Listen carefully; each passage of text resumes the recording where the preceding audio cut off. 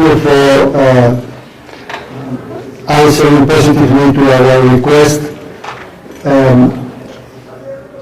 On behalf of the delegation of the main partners of Somaliland, including also United Nations and IGAD, and including also other partners that could not join the mission but gave us the capacity to talk on behalf of them, we would like to issue a small declaration. First, we would really like to thank and congratulate the work that the Mediation Committee, a local initiative, a home-ground initiative, the work that the committee has done for the last weeks, and they have set up a very good example not only for Somaliland but also for others in the region and elsewhere.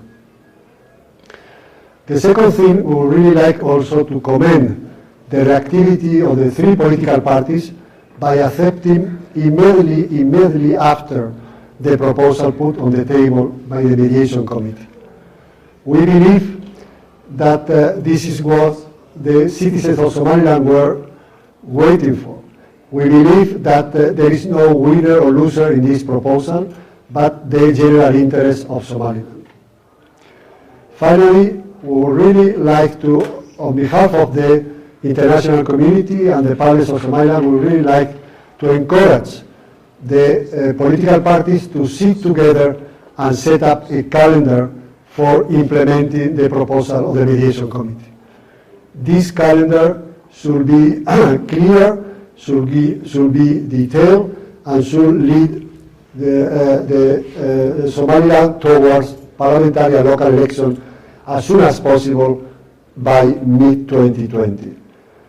We also expect that the current NEC, the current National Electoral Commission, and the Parliament, that they also stay at the level of commitment and engagement in favor of the general interest that we have seen from the Mediation Committee and from the political parties. Thank you very much.